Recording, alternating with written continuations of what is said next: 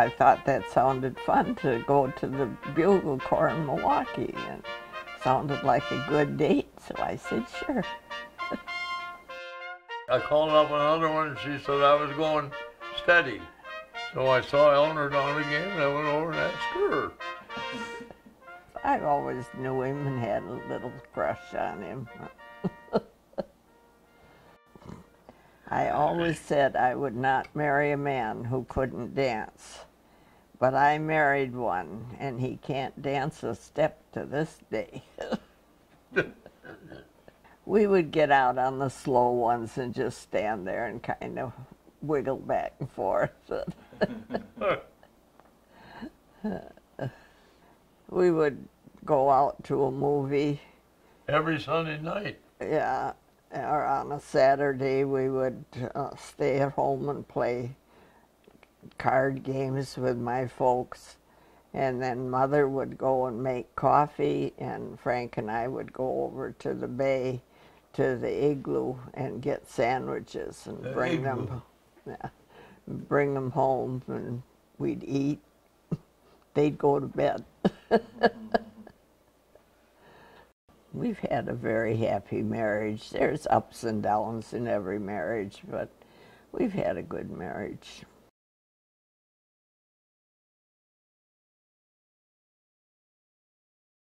Before you go to bed, never have an argument. Always be happy when you, don't go into the next day on an argument. Mm-hmm. Anchors away, my boys, anchors away. Me and Bruce Harry got together one March and we decided, hey, the Navy needs 75,000 men. And he said, this is our chance. We're going to enlist for the duration in 6 months. I enlisted on the 21st of March of 1945. I got out on July 26, 1946. 14 months. My mother had a fit when I came home and told her we were going to enlist in the Navy. And oh, she was having a fit about it. And my dad said, now, listen, quiet down. He says, I was in the Army in World War I. He says, I slept in a foxhole. I ate in a foxhole. And he says, he gets in the Navy, he's going to be able to eat in a mess hall. He doesn't have to, he'll be inside. He said, this is the best deal for him. I don't want him to go through what I went through. And your mom agreed? Oh yeah, that she agreed. A little bit better deal. When I first got on the ship, I was on the deck crew. We shipped paint. The ship was a Liberty ship. It was built, and most of the navies had wood on them. And so we just sit down on our hands and knees and ship paint. I went from San Diego to the Lady Gulf, and they were anchored out in the ocean. We didn't think we were ever going to get there.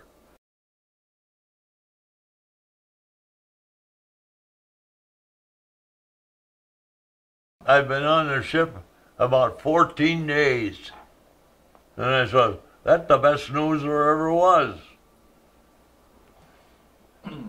Because they were planning on bombarding the daylights out of Japan. Yeah, they don't tell you nothing. You don't know what you're going to do. So was there a big celebration on the ship? Well, there wasn't too much of a celebration. You can't celebrate too much on a ship. No beer parties or anything. No.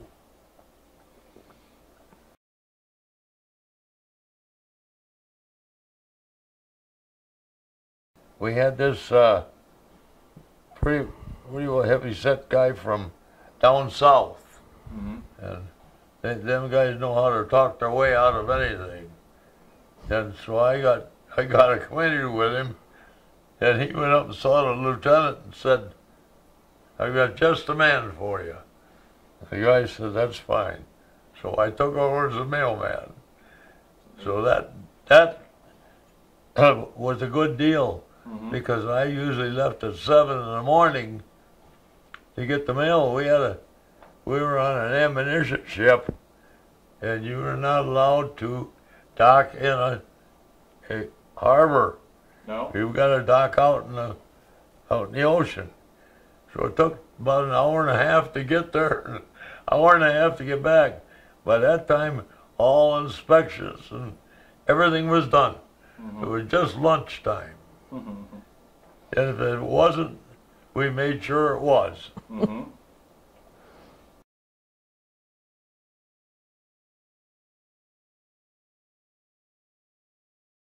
When I got to meet the mailman, I got to be on the wheel.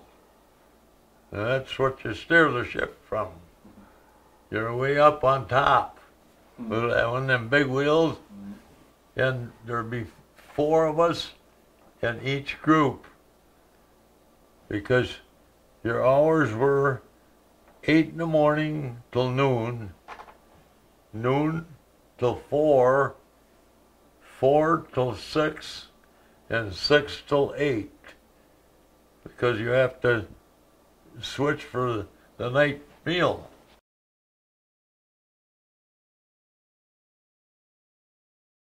Those days everything was segregated. The blacks, they had their one own compartment. They weren't near us. And they had 18 of them, and they made the beds for all the officers and cleaned up their room and cooked for them. Did you make any friends with them? With any of them? No, you were very careful who you talked to, who was with you. Because if you had some Southerners, they didn't like that one bit. They'd let you know about it, too. We got on there on around the 1st of August. The war ended the 14th. In August, we were there September until the end of October, and got the ship and all that painted. And then we got word that we were going back to the States. I got word to go down to Anahuac, and we picked up 110 Seabees. And they were not no young guys, they were older guys. They run all that bulldozers, because they had an airfield down there. And when you get down to one end of it, you can look from one side to the other. We come back, we went to Seattle. We were down by Port Townsend. There was a channel that went off the ocean, and we had to go up there. And of course, the first time being on that ship, when it takes off, I was a little shaky. You don't go drug ground this thing. And you pick up a pilot out in the ocean. He comes out in there and he gets on. He's an older guy in his 50s. He climbs up the chain ladder, and he tells you what to be on in that gyroscope. Mm-hmm. And this one guy, he was a real good guy from down south, and E.P. Miller. And he says, "Frank, it's your first time at it. I see you're nervous. I'll take your turn until we get you taught a little bit about this." And so that was real great there. Mm-hmm. We were up there where it was dry. They shut all the gangway doors and everything. No water gets in the ship. Did you ever get seasick? No. And I'll tell you something. Those guys have been on there 4 years, were the same as I was. You get a little dizzy the first day you go out. It's we figured we were about 18 days getting back. Mm-hmm. So we ran into a couple of rough days. Yeah. We were not up on the top. I'll tell you that. We were down in the bottom of a room that was enclosed at our gyroscope there. And out of the 4 guys, you would work 15 minutes looking at that gyroscope to make sure we were going on the right number. And then you'd alternate, so you actually worked an hour out of the 4 you were there. And we got off course about 17 miles. We were down to 2 knots an hour, just moving. Because that bow was under as much as it was out. And then those waves, you can't believe how they can throw you around.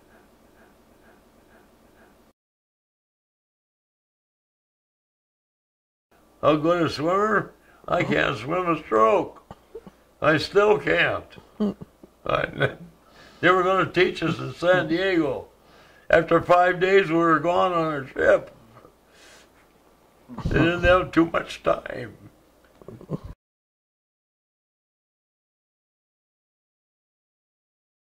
My grandpa's Model T Ford. What year was it? Well, it had to be back in the 1920s. I used to go out there and he'd have it sitting out there and he was going to go somewhere. I'd go out there and I'll start her up. Oh, you'll break your arm. Because many a man broke his arm on doing that. He had a little wire there and choke her and rim, away she'd go.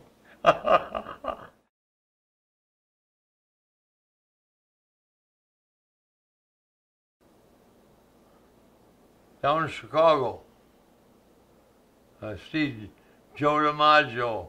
His last year, he hit a line drive over the left field fence. It was a doubleheader that day. Yeah, I got to see the great Joe DiMaggio play.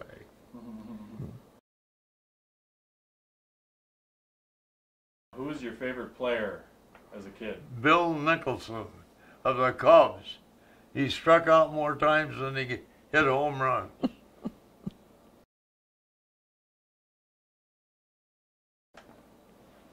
They had Lenny Morello at shortstop.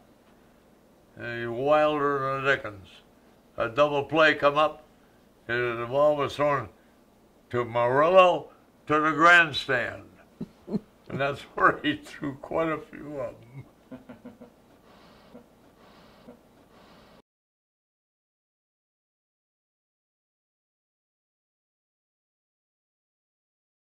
He was at the championship game, saw Johnny Knotts. Yep, those days they only had 4 teams come in from the United States. They won it. Yep, yeah, he saw the Badgers.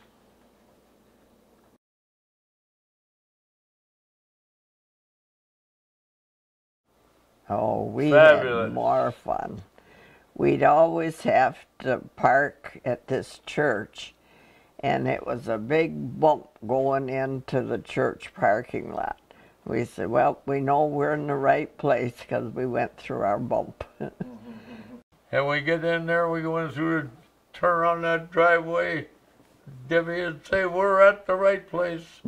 So then we go to that hospital, which is Meriter now, and Gary would have to get his Wisconsin State Journal, and then over to Josie's. And Josie's, we'd get over there about 5 to 9, and the door wasn't unlocked.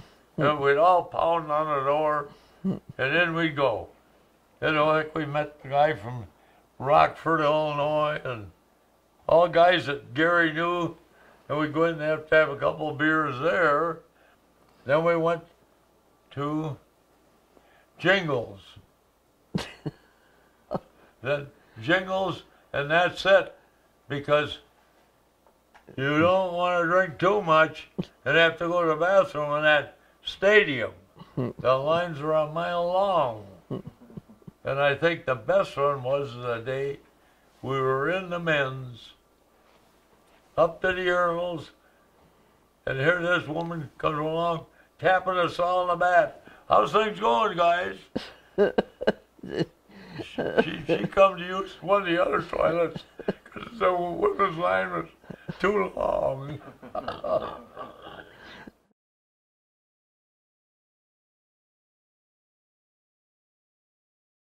He was like our son. Yep. And he had lost his father and his grandfather, and so he kind of made a father out of Frank. We got him started in painting. He painted with us for quite a while, and then he went on his own, and so we got him started in that.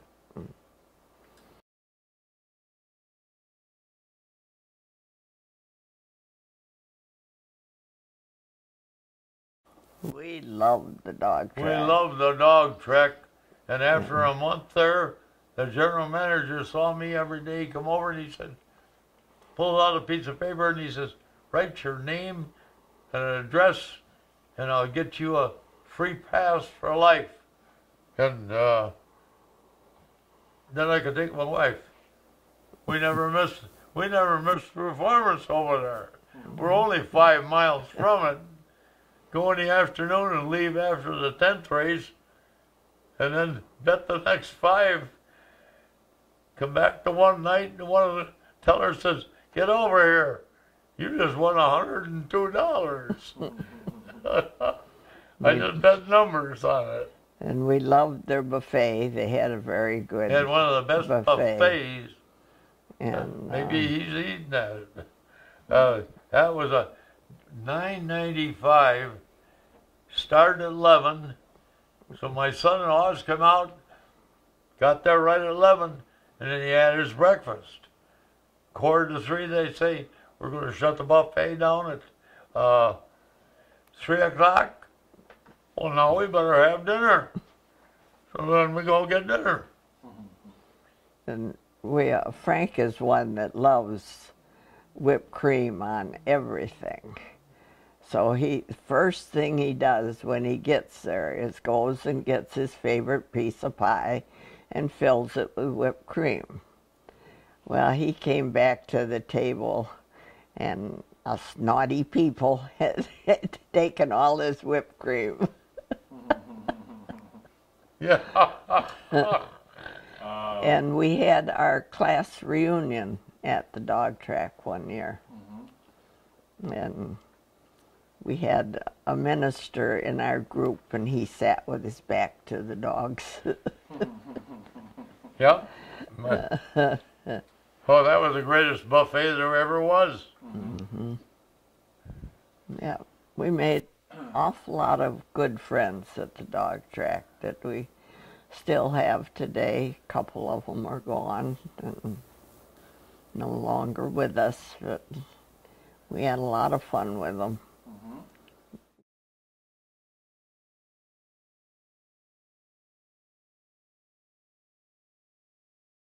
The greatest flight I've ever made. Thank God for Chad. He calls me up after they had that interview. Grandpa, you're going to Washington. I said, Washington? Where? I want to go down there for. And he told me about it. And I'll tell you, that was one of the best days of my life. I will never forget that. I went from 4:30 in the morning till 11 o'clock before we got back to the hotel room. None of us were tired. We think the best picture they took out there was when Chad made believe he was tired and sitting in the wheelchair and made Grandpa look like he was pushing him. Yeah, That was down at the World War II Memorial. Bundle, you gotta carry these off yourself, you know. Way to go, Frank. Oh, wait. The guy come out that night on a plane, and he said, yeah, look at this. One guy over here, he gets 2 big brown envelopes full. Everybody else only gets 1. I got at least 160 letters. Lori, our granddaughter at Waukesha, I got one from Madison. I couldn't figure that one out.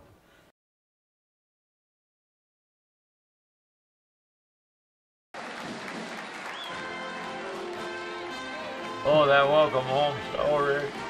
That is out of this world. I couldn't believe it.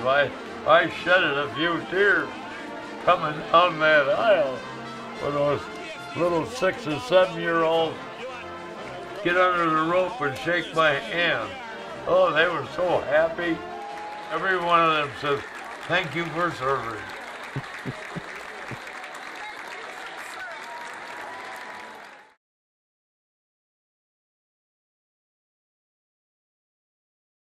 I thought, well, where the heck are they? They're way up in the end. Here they all got Frank Nappe T-shirts on. The picture of the USS Lasting on the back. That was something.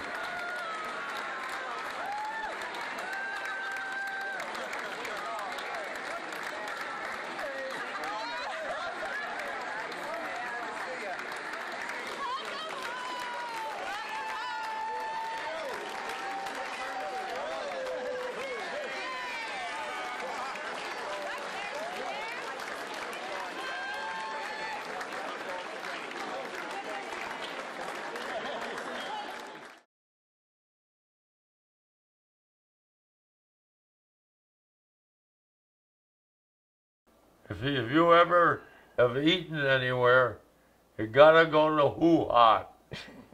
That is one great place.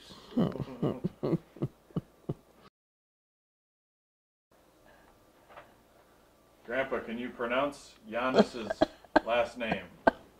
Tenatakapu. Tenatakapu. That's the one I like, but I can't pronounce his name.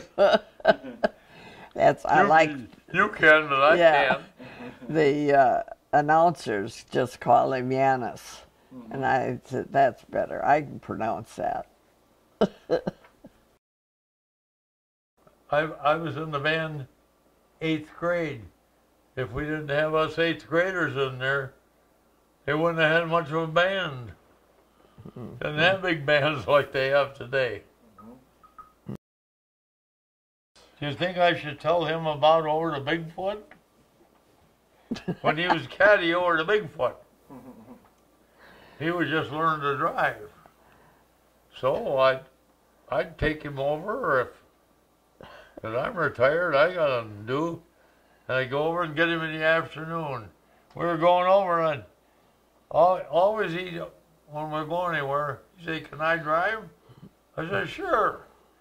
And I said, you going to drive today? No, I want to watch the ladies On the beach. on the beach.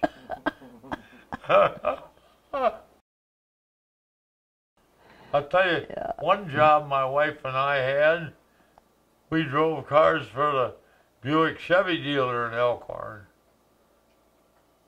And we done that for 15 years.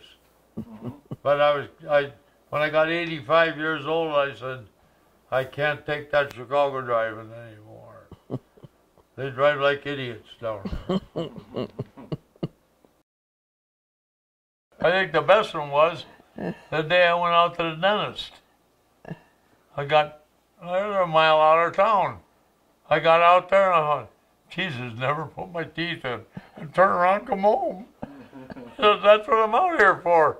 To get my teeth cleaned.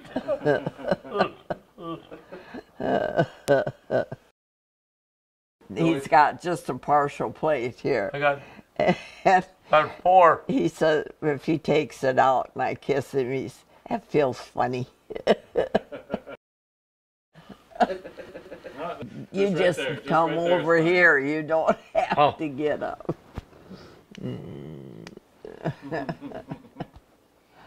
Yeah.